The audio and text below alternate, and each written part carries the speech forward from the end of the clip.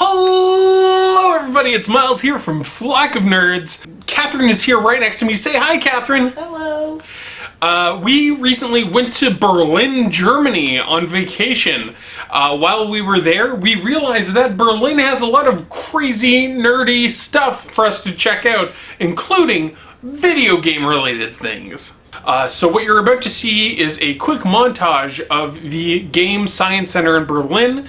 It is a venue where indie game creators can submit their work, and they really push the boundaries of video game controls and what constitutes a video game and new ways to experience video games. So you're going to see some of that footage. After that, you're going to go over to the Computerspiele Museum, which is just a showcase of the history of video games.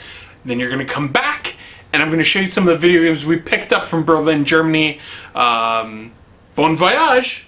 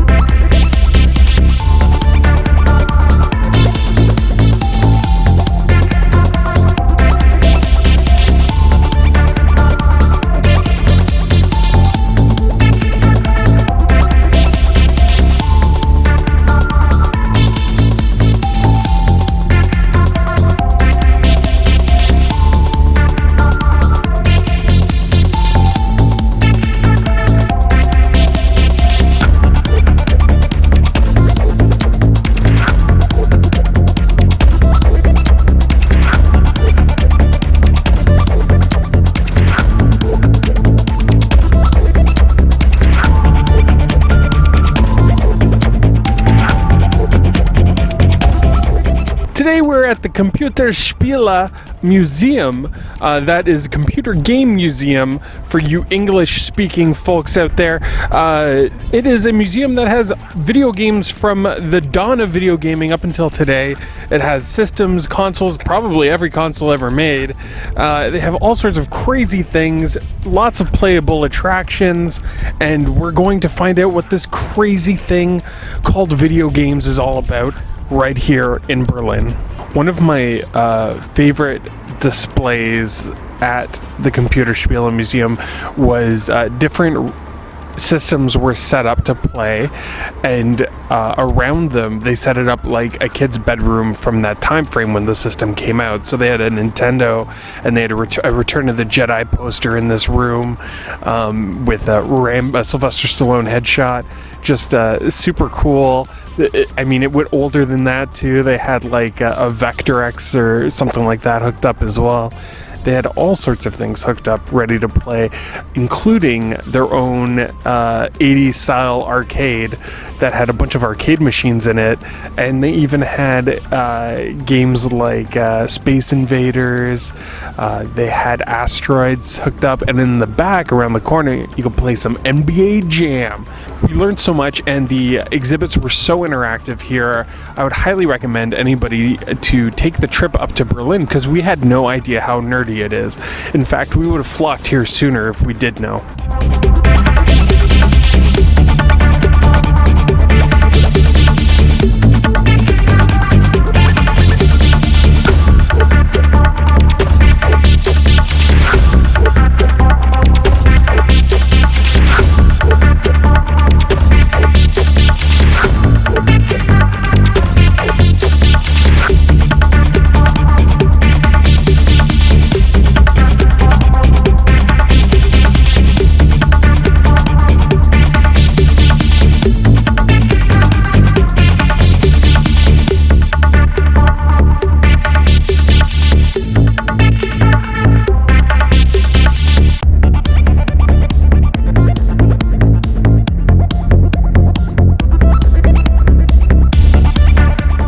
On Sundays in Berlin, in a place called Malware Park, they have a giant market space where a lot of people come and sell their things, or they sell, a lot of artists have their own work that they sell.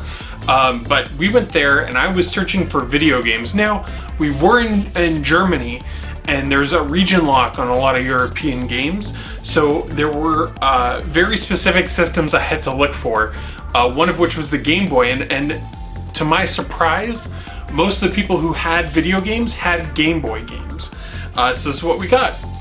We got a copy of Super Mario Land 2, 6 golden coins. You've already seen us play this on the channel. We have Super Hunchback starring Quasimodo.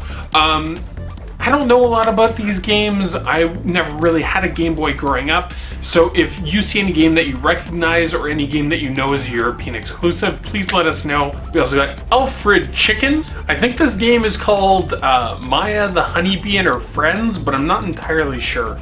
We also got a pretty cool game, Batman Return of the Joker on the Game Boy. I doubt it's going to be like Batman Return of the Joker for the NES, but one could hope. Now we got a couple Smurf games. There's this Smurf game, which isn't as exciting as this Smurf game, because this Smurf game is European exclusive, so you won't be able to find a copy of this in North America unless it was imported. So I look forward to definitely playing this one. We have Pugsley's Scavenger Hunt. It's an Addams Family game. Now this game is a little bruck up. Take a look at that, huh? It's seen some better days. But it's kind of an exciting game. It's Gargoyle's Quest, so I felt like I had to pull the trigger on it, especially because it was really cheap due to the condition, and it works. So I could play this with the Super Game Boy. We could play it on our channel. And then the kind of the nicest game that I got out of it was this. We got Pokemon Red. So pretty cool. I mean, it works with just North American Game Boys as well as European and Japanese for that matter. But it's super cool because the Pokemon games are kind of getting harder to find here in Toronto. I tried to play this one. The save battery still works, which is super cool, but unfortunately it was in German. So the last thing that we grabbed in Malware Park was this. It is a little carrying case for the Game Boy Advance SP. And it's Pokemon Leaf Green, but it is that edition. I don't speak German, but it's kind of neat. And the last thing that we got in Berlin was in their equivalent of a Best Buy. I forget what the name of the store was, but it looked like a Best Buy. Was this PS4 game, because PS3 and PS4 games are region free as well. They had a bunch of different games, but I wasn't sure. I couldn't find a good list of what games I wouldn't be able to find in North America. So I just kind of took a chance with one because I've never seen it in stores here. It's called This War of Mine, which I later found out was it is a game that you can play in North America, but it's download only. So Europe was the only place I got a boxed version of this game.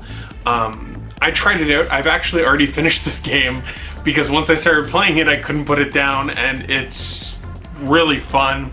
It's kind of like The Sims during wartime, and it's dark, it's creepy, it's so depressing, and I love it. That was it. That was our trip to Berlin. That's all the nerdy stuff that we did and picked up. If you want to see us play any of those Game Boy games on the channel, let us know in the comments below. Thank you all for watching, and take care, everybody. Bye.